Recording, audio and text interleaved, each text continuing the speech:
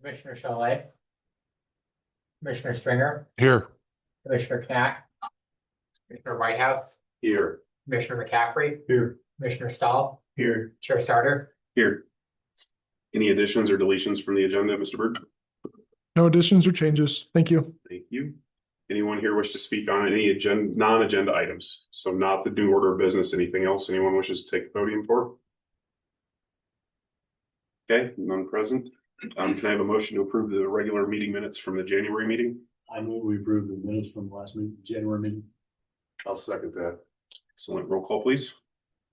Commissioner Stringer, Yes. Commissioner Whitehouse, Yes. Commissioner McCaffrey, Yes. Commissioner Stahl, Yes. Chair Sarter. Yes.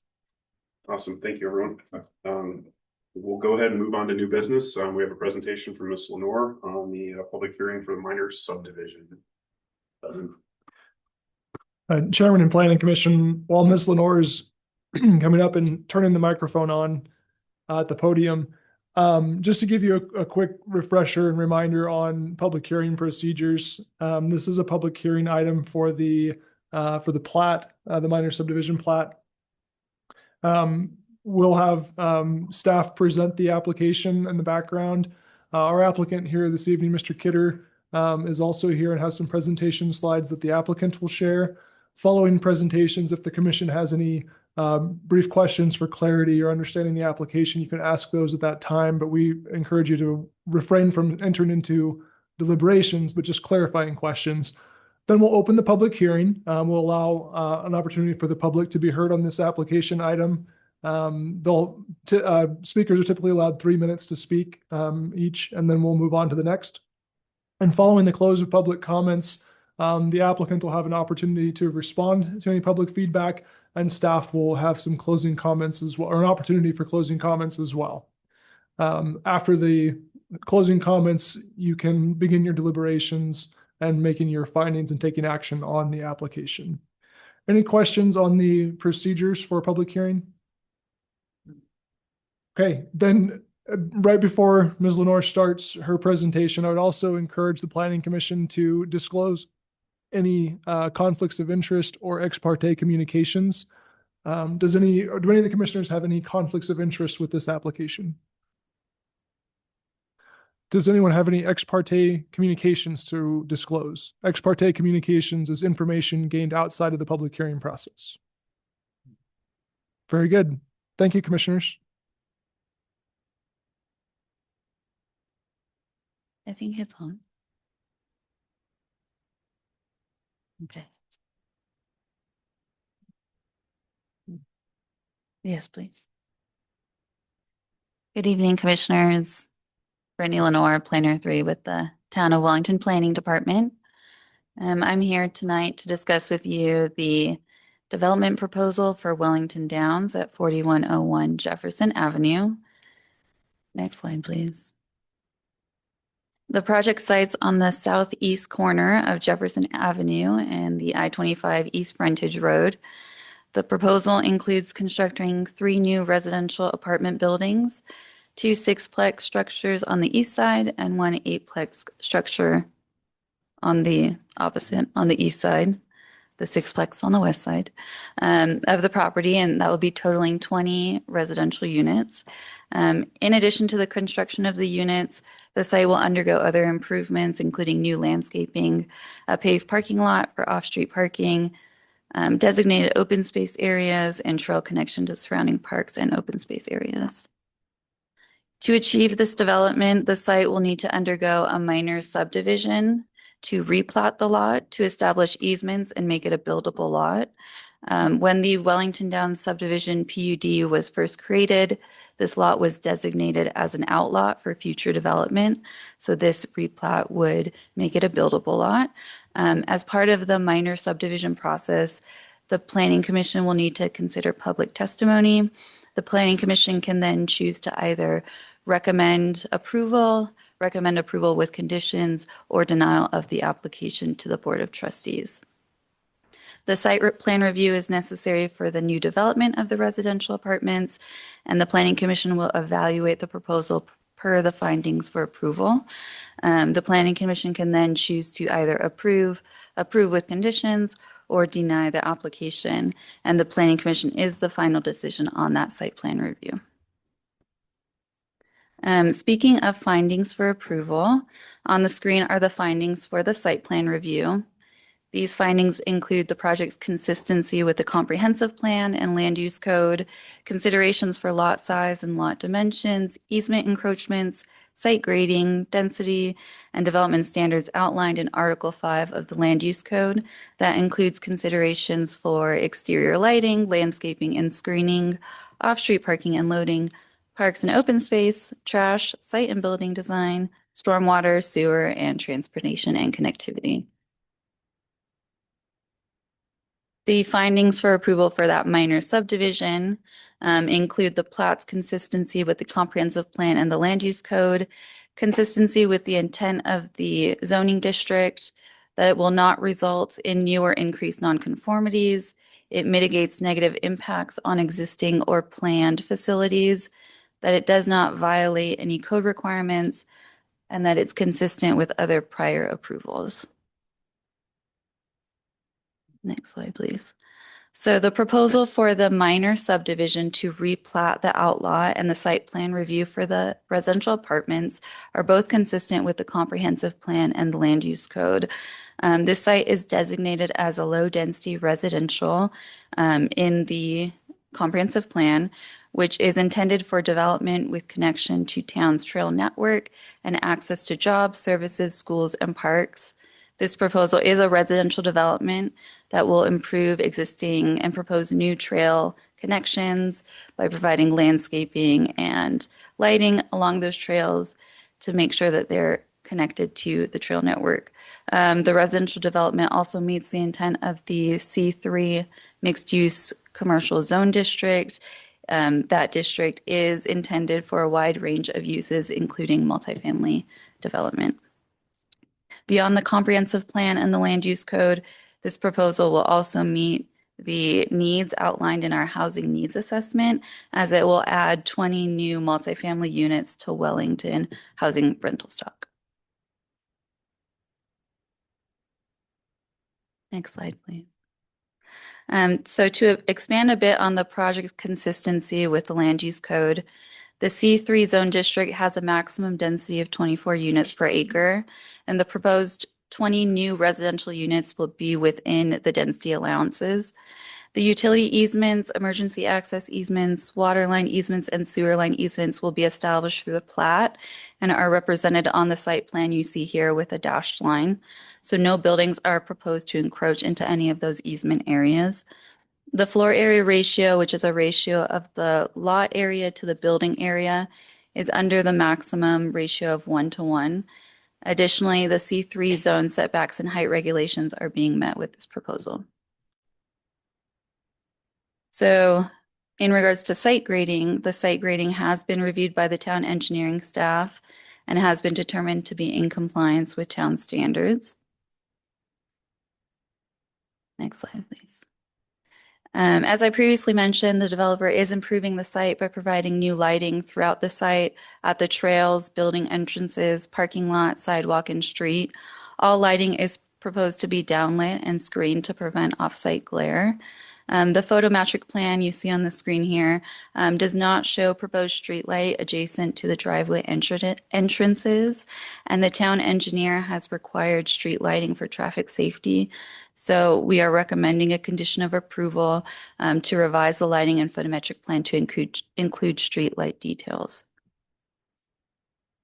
For the landscaping, the developer is proposing landscaping throughout the site, including landscape areas for open space purposes. The proposed turf is a drought-tolerant blend that meets water-saving goals of the Land Use Code and the Wellington Landscape Irrigation Design Manual. Landscaping is also proposed at the perimeter of the building to soften the building's facade and provide visual interest. In addition to the landscape plan, irrigation plans were also submitted, and sufficient irrigation lines are proposed throughout the site. The landscaping will be irrigated by the existing non-potable system for the Wellington Downs subdivision, and the proposed trash enclosure will also be screened by vegetation. For parking, the developer has provided all code required spaces, including bike, off-street vehicle spaces, ADA, and electric vehicle parking. The code requirements for bike parking is 2% of the required vehicle spaces. The proposed bike rack spaces do meet the minimum required. Based on the breakdown of bedroom types, the project is required to provide 26 off-street parking spaces, which is being met with this proposal. The 2024 building code required installation of EV installed, ready, capable, and capable light spaces, which are also being met with this proposal. Staff does recommend a condition of approval to evaluate the location of the proposed EV installed charger, the pedestal, to ensure it does not impact pedestrian movement or access. It's that general area that's outlined in red on the screen right there in the middle. Next slide, please. So for open space, it's being provided on the site, and enhancements to trail connections are proposed as well. There are existing open spaces and parks in the immediate vicinity that residents will be able to access through these enhanced trail connections outlined in red on your screen. Staff is requesting that the Planning Commission evaluate the proposed on-site open space to determine whether it's sufficient for this proposal. For site and building design, the town's architectural design standards have been adequately satisfied with this proposal. These buildings have visible and defined entrances and consist of asphalt shingle roofing, fiber cement shake, and fiber cement lap siding, and synthetic stone veneer.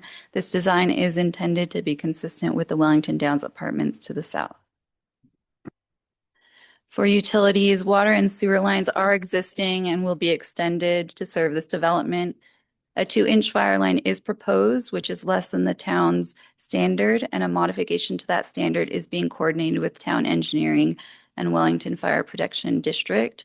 As such, a recommended condition of approval is to provide stamped engineering design plans and a modification application to be accepted by the town engineer and Wellington Fire Protection District.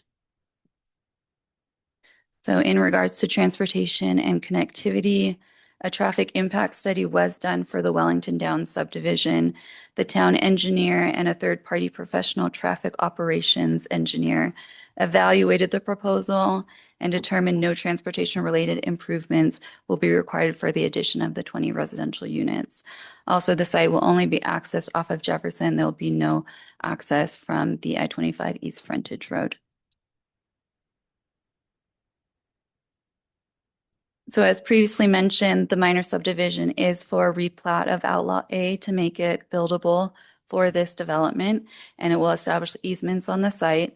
The plat will not create nonconformities, and it's consistent with all adopted plans and codes, including the land use code, comprehensive plan, and the housing needs assessment. So staff recommends the plat meet all findings for approval. So in saying all that, staff recommends approval of the site plan as it meets the findings for approval, subject to the conditions on the screen, which include revisions to the lighting and photometric plan for streetlights, revision to the EV charging pedestal as needed, stamped engineering design plans, and approval from the Wellington Fire Protection District for the fire line design. Staff also recommends that the Planning Commission move to recommend approval to the Board of Trustees for the minor subdivision to replat Outlot A of Wellington Downs Subdivision PUD following the public hearing. So thank you for your time. I'm available if you have any questions. Thank you, Ms. Lenore. Thank you. Board, any questions for Ms. Lenore? Any questions on the site plan in general? Any questions on the conditions? You guys are awesome. Thank you. Mr. Bird, anything to add to that? No, I appreciate Ms. Lenore's presentation. I know she's worked very closely with the applicant on this to help coordinate some details, and they've done a nice job. I don't have anything to add, but if there are questions throughout the process or in deliberations, I'm more than happy to help with that. Okay, well, we'll see if anything comes up in public hearing. If there's nothing else from the board for Ms. Lenore or the applicant, we'll go ahead and formally open the public hearing portion. Anybody here from the audience that wishes Mr. to? Chairman, I'm sorry to interrupt. Our applicant, Mr. Kidder, had some presentation slides to share also Are you still wanting to share those? Yep. I'll be very brief. No, you're sorry to skip over you. Come on up. Thanks. That's quite all right. Thank you, Chair, Board. Can you hear me all right? I'm terrible with microphones. I do this all the time, but I'm terrible with them. My name is Morgan Kidder, representing the owner of the property, Wellington Downs Investments. They were the original developer for the Wellington Downs subdivision that included the single family and the multifamily that's there today. Next slide, please. And we can skip next slide. I'll try and keep us fast since Brittany has done a great job of going through the details of the site. One more, Aiden, if you would, please. Just some quick facts about the site. It's 1.3 acres. We are proposing 20 units, 2 6-unit buildings, 1 8-unit buildings, and these will exactly identically match the existing buildings that are there today with some minor modifications for building code changes from when those were built. So there's some areas where we had to remove some windows and add some firewalls with changes in the International Building Code. As Brittany pointed out, Ms. Lenore, that there are 26 parking spaces required. We are providing 26, and that includes all of the state mandated EV chargers, EV ready. Next slide, please. The on-site open space, going through the details of the total site area, really boring down to the open space. It's 24,571 square foot on just this parcel that we're looking at this evening. Next slide, please. These will be in conjunction managed by the same company with on-site management that the existing property currently has for the Wellington Downs apartments. The combined open space, including what is included for that, as well as this new, will bring us to 114,000 square feet that is directly connected. You're just walking across some open space to get to that other larger blue area shown that kind of follows the I-25 frontage road. Next slide, please. So we have the on-site combined open space of around 114,000 square feet. Sunrise Park that is just a quarter-mile walking distance to the corner is an additional 24,000 square feet. About 0.7 miles to the south is the Park Meadows Park at around 115,000 square feet. And a little bit further, about a mile as you walk, the Meadows open space on the south end of that side of town has around 460,000 square feet. So not only with the on-site as well as the combined, there are a number of uses for public open space for our renters, our families that live there to be able to have space to enjoy the outdoors. Next slide, please. The suggested conditions of approval. We have no issues with those. We're currently working with our engineering staff and our other consultants to address all of these items.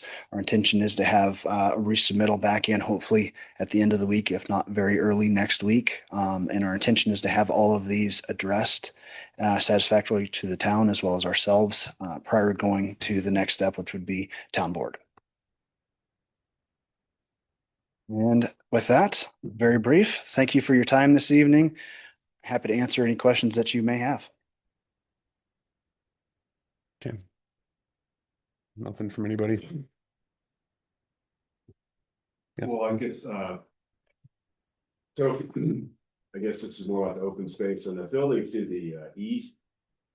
Looks like the entire surround of that is almost circulation is.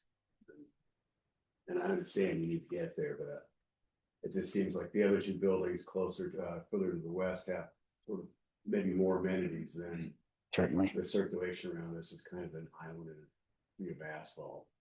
Yeah, unfortunately, with the very tight constraints of this site, there wasn't a lot of options.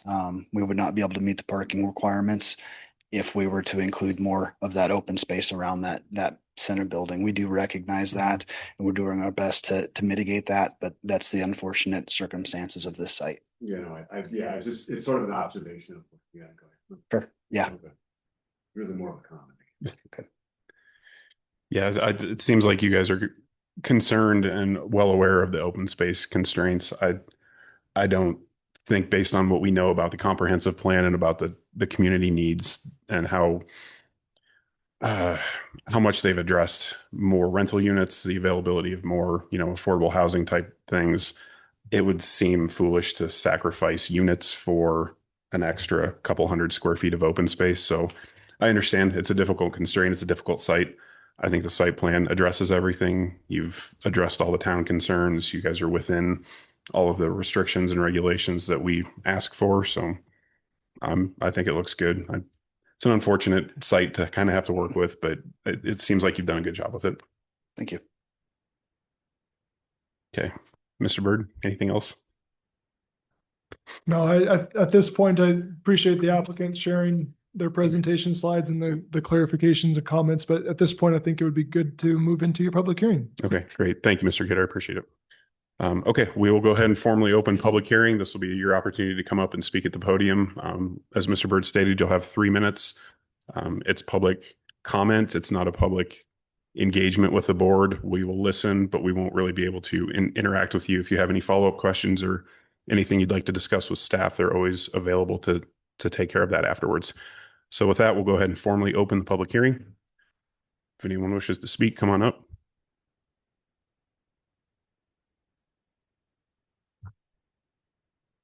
As you're coming to the podium, after your comment, if you could please sign in at the sheet on the clipboard on the table on the side. Thank you. This is Melissa Whitehouse, 3922 Grant Avenue. It's more a question than anything else. And always it has to do with parking.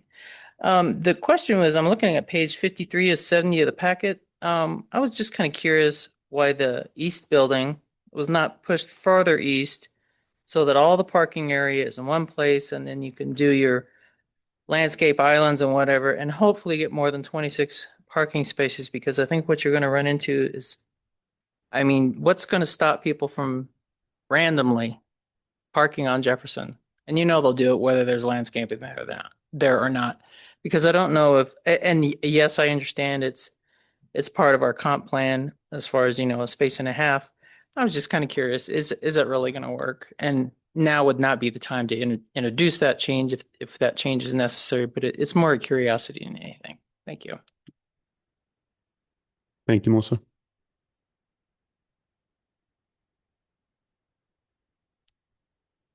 Anyone else wish to comment? Okay, seeing none, we will formally close the public hearing portion of this. Applicant, if you guys would like to address that, you're more than welcome to, since it's kind of a quick one. If you don't want to, that's fine. We can take care of it off record. Sure. Thank you, Ms. Whitehouse. I'm Connor Griffin, civil engineer with Avant Civil Group, consultant with Mr. Kidder. Would you be able to pull up that page 54 of the package just so we can look at it?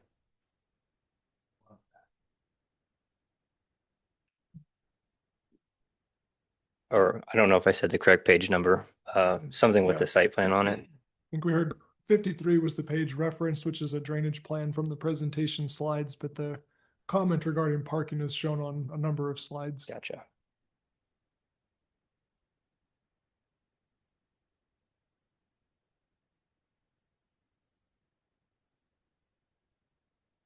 Just for clarification, what page you're on.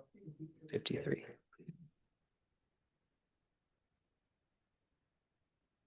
Yeah.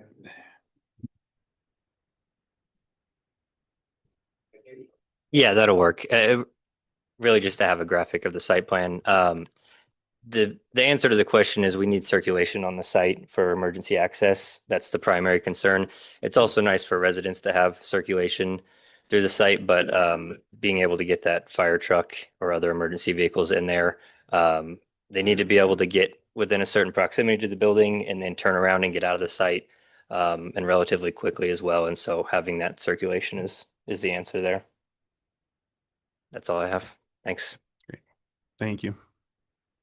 Mr. Gregson, I was getting us zoomed in on the right screen. Did you also comment on the alignment of the driveway with the existing drive north of the street? I did not comment on that. Could you? Because I think that was one of the planning comments about alignment of driveways too, that affects the design and location. Aiden, I think if you just, I'd like to keep that graphic up, sorry. Sure. If you could just scroll up a little bit so we can kind of see Jefferson. Unfortunately, this page does not show it well. The access is directly lined up with the access that goes into the Baumgars parking lot. We were not able to move that further to the east. Otherwise, you'd have this very odd jog where those two accesses, which could potentially cause traffic turning issues, two people making lefts and running into each other. So that also kind of restricted us from being able to have that drive further to the east side of the project. Good clarification. Thank you, gentlemen. That makes a lot of sense.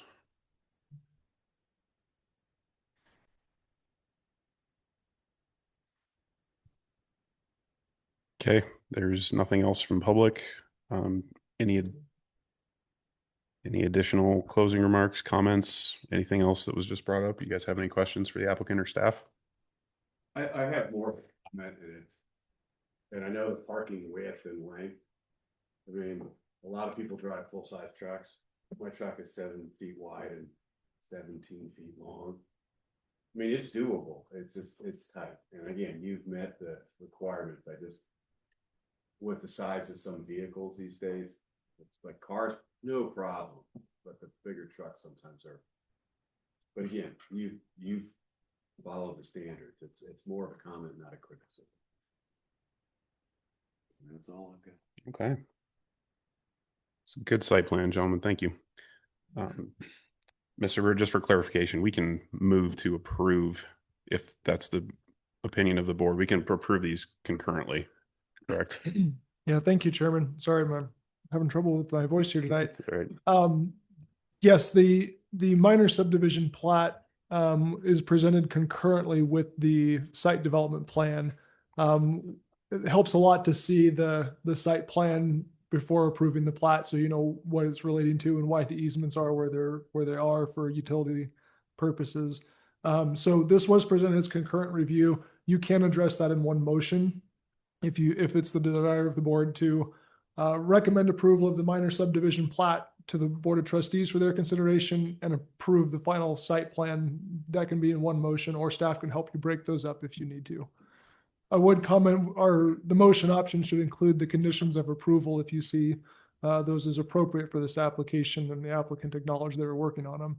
So the next steps, we can help you craft the motion, but the next steps would be if the plat's moving forward, it'll go to the Board of Trustees as a recommendation. And as Ms. Lenore commented, the site plan would be final step with the Planning Commission. Okay, great. Thank you, Mr. Bird. Does anyone on the commission see a reason to separate them out and vote individually? Okay, excellent. I think we can move concurrently then. Who wants to take a crack at it? I'll jump at once. All right, I can. I don't. I'm not supposed to, but I will for this one. I will move to approve the minor subdivision of Outlot A and to forward a recommendation onto the Board of Trustees, and also move to approve the final site plan, which stops here with the Planning Commission, dependent on the conditions of approval outlined in the staff recommendation. I'll second if that works. The motion works. One point of clarification, is your motion intended to also adopt the findings as presented in the staff report, or were there other findings the Planning Commission wanted to consider or discuss? I think we're comfortable adopting the findings in the staff report.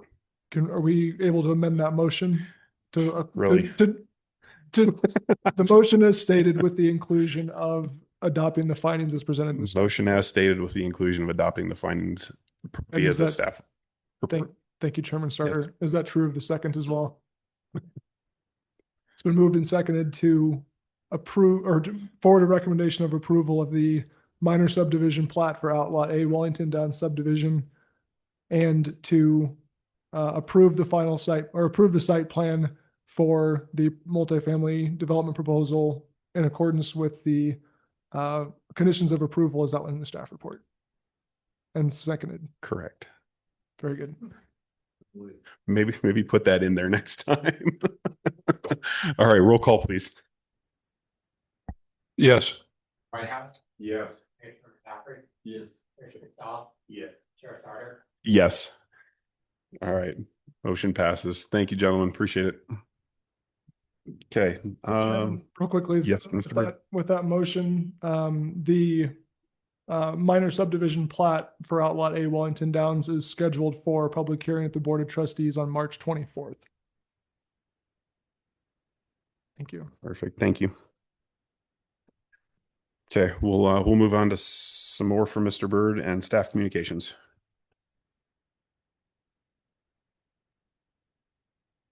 Thank you, Chairman. So for communications, I have two items on the agenda this evening.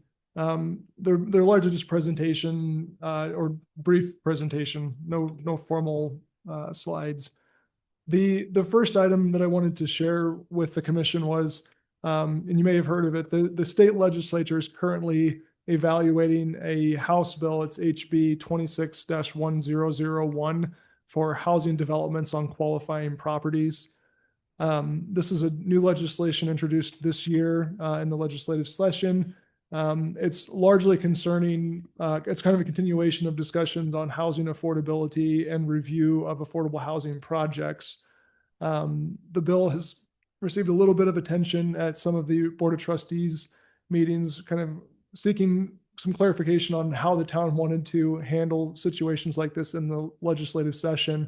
And largely the conversation ended with, we typically rely on our advisory boards to look at these topics and bring back recommendations or discussion on what those mean to the town or how they impact the town. So I just wanted to bring this to the Planning Commission's attention tonight. The House bill is primarily focused on qualifying properties, and the state, and this bill still in draft form. It's working its way through the House and the Senate. It's not been approved yet, but it does appear to be moving fairly quickly. What we wanted to kind of highlight is what is included in this House bill, mostly just to see, does the Planning Commission have any discussion points they want staff to bring back, or is it a topic that we want to wait and see how it works its way through the legislative session, or would there be any desire to continue additional discussions? But just to kind of give you the highlights, the bill is proposed really focuses on qualifying properties, including public properties, which would be defined as being owned by a school, college, a housing authority, a transit district, or a transportation authority. Or it could also include qualifying private properties, which would be properties owned by a nonprofit affordable housing partner or a nonprofit that has an agreement with an affordable housing partner. So it's narrowed tailored pretty narrowly to be for that affordable housing component. It also specifies that the properties can be no more than 5 acres in size. So it has a limit. It's not just, a huge subdivision suddenly getting approvals for affordable housing. It's pretty small for infill type sites. The language also has a lot of suggestions around what qualifies as an affordable housing project. The focus is really on getting affordable housing partners that have demonstrated a track record of delivering affordable products in the marketplace. So there's some specific language for qualifying what is an affordable housing partner. It's not carte blanche for anyone. It has to be a designated affordable housing partner like Housing Catalyst, Habitat for Humanity, or similar agency. There's also some stipulations. Largely what the bill is proposing is if you've got adopted land use regulations in your code, you should follow what those say and not put the project, because of its proposal as an affordable housing project, through an additional level of scrutiny and review that's not otherwise applicable to other types of projects. And so there's quite a bit of language just defining what that means and applicable standards. But it does also establish an administrative approval process for that. If enacted in Wellington were a subject jurisdiction, this bill would require us to create an administrative approval, so a staff level approval, if the proposal met all of the qualifying properties of that bill and met all of the local requirements. So it wouldn't go to a public hearing. And largely what we've heard from some of our housing partners in the area and the state is that processes that go through long public hearings and continuations add time and administrative costs to their organizations that make it harder for them to deliver affordable projects. And so that's why this bill has been supported by housing authorities and other affordable housing partners as a means to help them get their projects to the table faster to actually deliver that affordable unit. So there are a lot of proponents of this bill in the affordable housing circles. But so those are some of the highlights. Staff did a quick lot by lot analysis across town. There aren't a lot of currently, and as the town of Wellington currently lies, there's not a lot of parcels or properties that would fit all of the requirements for qualifying properties here. The acreage limitation is a big one, it not being more than 5 acres. We just don't have that many small infill lots. The ones that we do have that meet that criteria are the ones that are mostly impacted would be churches, schools, housing authority on their already developed properties. So you'd be looking at the applicability of this bill would largely be for redevelopment purposes on already existing projects. I doubt that PSD is going to be divesting of large acreages or 5-acre lots for affordable housing. I could be wrong, but it doesn't seem to fit their current strategies for Wellington to ensure a pipeline for middle school, high school, elementary school delivery, and they've planned their bonds for those purposes. They don't seem to have any remnants left over that would be a qualifying property that the school district would be interested in. So as it currently stands, staff doesn't see there to be significant impacts, but certainly there is a consideration to losing some local authority on decision making if it were an administrative approval process as the bill outlines. So we recognize that there are impacts to how we operate and how we make decisions locally. And we understand that currently there's not a lot of impacts, but there could be down the road if this is adopted as legislation. So that's just kind of a high level overview. This is something that is scheduled to go to the Senate floor here very soon. And they can provide updates as that matriculates the state processes. But is there any additional information you would like staff to come back with, any formal reports, or are there questions that we can help the Planning Commission in understanding what's being evaluated by the state?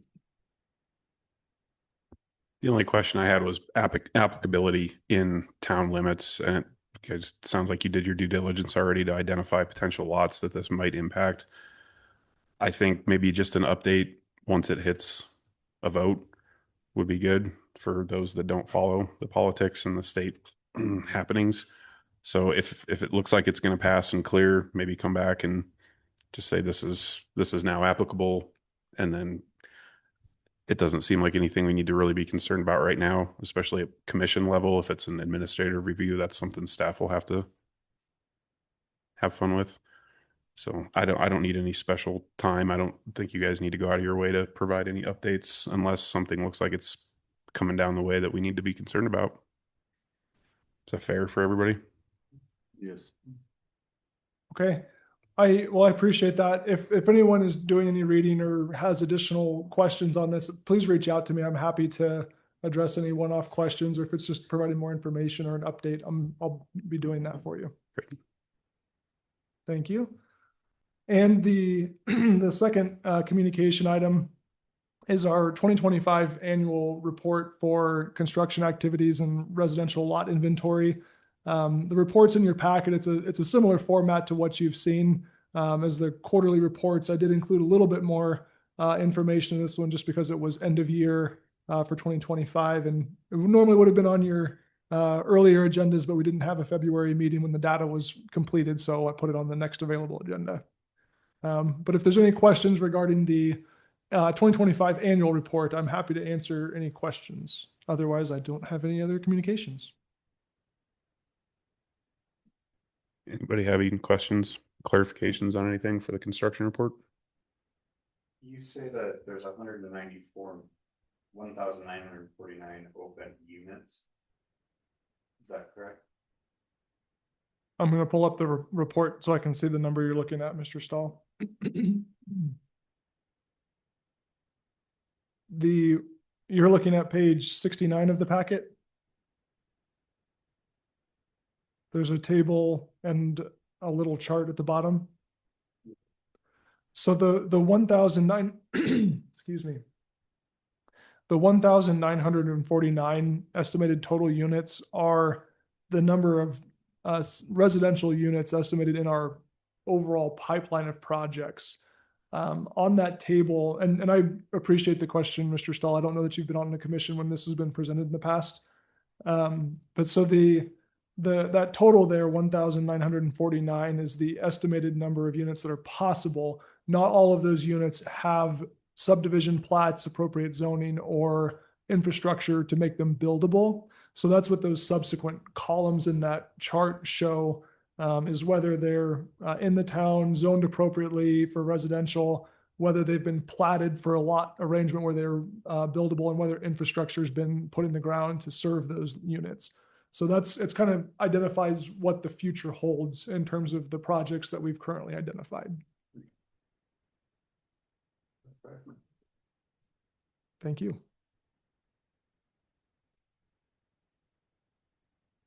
Okay, anything else for staff? Guys have anything else for Cody or Aiden? No? Oh, thank you. Maybe staff does. I said I didn't have any other communications, but I stand corrected. You have one more, don't you? I do. I have Okay. one more communication. And if it's not the one you're thinking of, you can remind me what the fourth one is. Fair enough. I sent out some emails last week regarding a board and commission appreciation dinner. It had some dates, so kind of seeking availability for March, and then I sent a second follow-up with some April dates as well. So we hope that you're able to participate. We appreciate all of our volunteer efforts, and that's being organized by a couple of our board of trustee members to really help recognize all of our board and commission volunteers in town. So we hope that you're able to join us, but please take the online poll with your availability for the upcoming appreciation dinner. What's the venue? I don't know the answer to that. Perhaps I should, but I do not offhand know the answer or can't recall it. Well, fair enough. We probably need to put a date to it first. Man, Sherman, such a buzzkill. Was that the one you were reminding me of? Yeah. No, that's, Oh, okay. yeah. I just Okay. didn't know if you had anything else on top of what we discussed. Doesn't sound like it. That's it. All right. Awesome. All right. If nobody has anything else, we are adjourned.